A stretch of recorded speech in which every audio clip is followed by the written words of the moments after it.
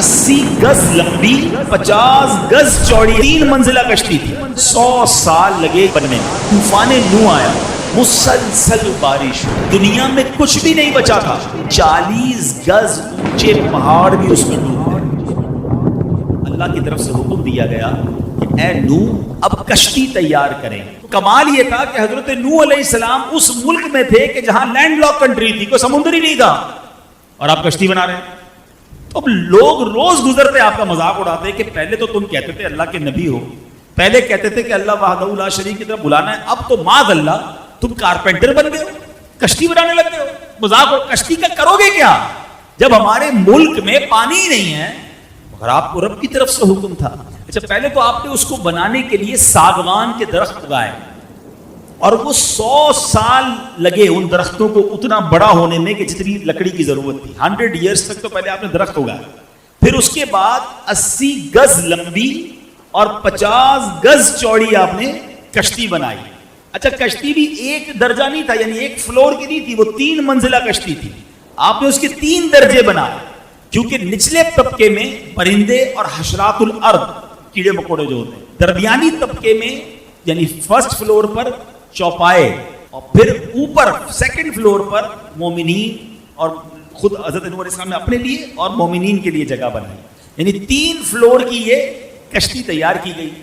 100 سال لگے یہ تاریخی کشتی کو بننے میں. اس تنور سے جب پانی نکلے نا تو آپ سمجھ جانا کہ اب طوفان آنے والا ہے. دس از انڈیکیشن, اور یہ قرآن میں موجود ہے.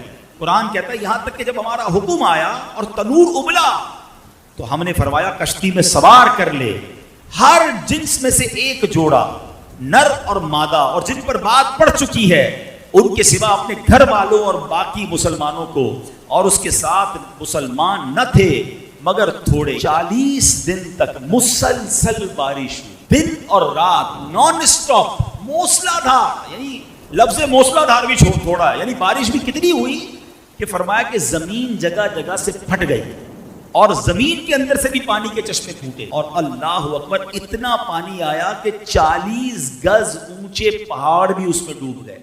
یعنی دوسرے لفظوں میں دنیا میں کچھ بھی نہیں بچا تھا, پوری دنیا میں پانی تھا اور بڑے بڑے پہاڑ بھی ڈوب گئے تھے. اب ایک کشتی تھی جس میں 80 مومنین تھے, اور جانوروں کا, پرندوں کا, چرند کا, درندوں کا, حشرات الارض کا ایک ایک جوڑا. ٹھیک ہے, یہ اللہ کی شان تھی.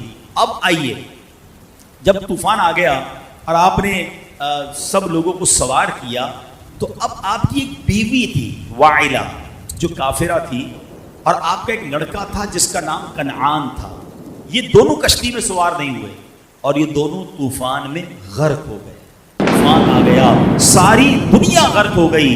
پانی اور موجیں کیسی تھی؟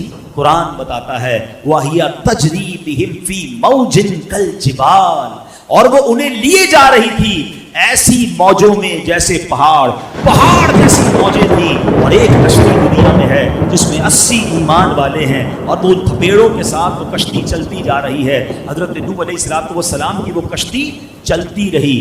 آپ کو پتہ ہے کتنے دن؟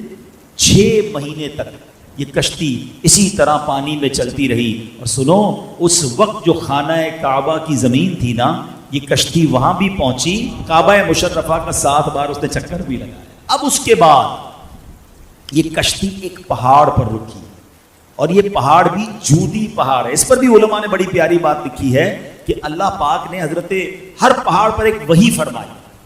حضرت نوح علیہ السلام کی کشتی ایک پہاڑ پر ٹھہرے گی, تو پہاڑوں نے تکبر کیا, مگر جودی پہاڑ نے عاجزی اختیار کی, تو اللہ تعالیٰ نے اس پہاڑ کو یہ شرف دیا کہ حضرت نوح کی کشتی جا کر وہاں روکی. اب اللہ پاک کی طرف سے حکم دیا گیا زمین کو کہ اے زمین, جتنا پانی تجھ سے چشموں کی صورت میں نکلا ہے وہ سارا پانی تو پی لے, اور اے آسمان تو اپنی بارش بند کر دے. اب پانی گھٹنا شروع ہوا, طوفان ختم ہو گیا.